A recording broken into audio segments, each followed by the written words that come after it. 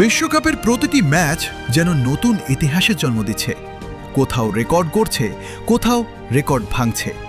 আর France বনাম নরওয়ের match, সেটি ছিল কোটি ফুটবল প্রেমীর অপেক্ষার লড়াই। একদিকে কিলিয়ান এমবাপ্পে, অন্যদিকে আর্লিং হাল্যান্ড, বিশ্বকাপের দুই সবচেয়ে ভয়ঙ্কর গোল মেশিন। কে ছাপিয়ে যাবেন কাকে, সেই প্রশ্নেই উত্তেজনায় ফুটছিল ফুটবল বিশ্ব। কিন্তু শেষ পর্যন্ত আলোটা কেড়ে নিলেন এক তৃতীয় ব্যক্তি, ওসমান দেমবেলে।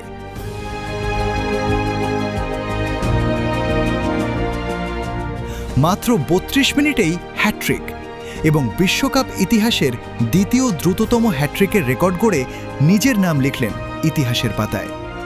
ম্যাচের ৭ম মিনিটে প্রথম গোল, ২০ মিনিটে দ্বিতীয়, আর ৩২ মিনিটে পূর্ণ হল দুর্দান্ত হ্যাট্রিক।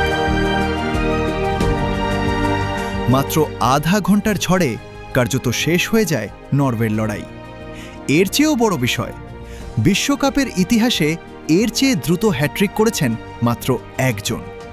১৯৫৪ সালে অস্ট্রিয়ার কিংবদন্তি এরিক প্রবোস্ট। অর্থাৎ ৭২ বছরের ইতিহাসে দেমবেলের সামনে এখন আছেন শুধু একজন। ম্যাচের শুরুতে নরওয়ে অবশ্য একটি গোল ফিরিয়েছিল থেলোনিয়াস আসগার্ডের মাধ্যমে, কিন্তু সেটিই ছিল তাদের একমাত্র সান্ত্বনা।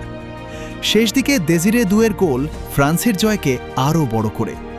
শেষ বাঁশি বাজতেই স্কোর লাইন ফ্রান্স ৪, নরওয়ে ১। এই ম্যাচে সবচেয়ে বড় চমক ছিল নরওয়ের একাদশ। আগেই নকআউট নিশ্চিত হওয়ায় কোচ বিশ্রাম দেন আর্লিং হাল্যান্ড সহ আগের ম্যাচের ১০ জন খেলোয়াড়কে। ফলে বহুল প্রতীক্ষিত এমবাপ্পে বনাম হাল্যান্ড দ্বৈরথ আর দেখা হয়নি। তবে তাতে হতাশ হওয়ার সময়ও দেয়নি ফ্রান্স, কারণ সেদিন পুরো মঞ্চটাই নিজের করে নিয়েছিলেন ওসমান দেমবেলে। গ্রুপ চ্যাম্পিয়ন হয়ে শেষ ৩২-এ উঠেছে বর্তমান রানার্স আপ ফ্রান্স। আর একটাই বার্তা দিয়েছে তারা, শুধু এমবাপ্পে নন, ফ্রান্সের আক্রমণে এখন একাধিক অস্ত্র।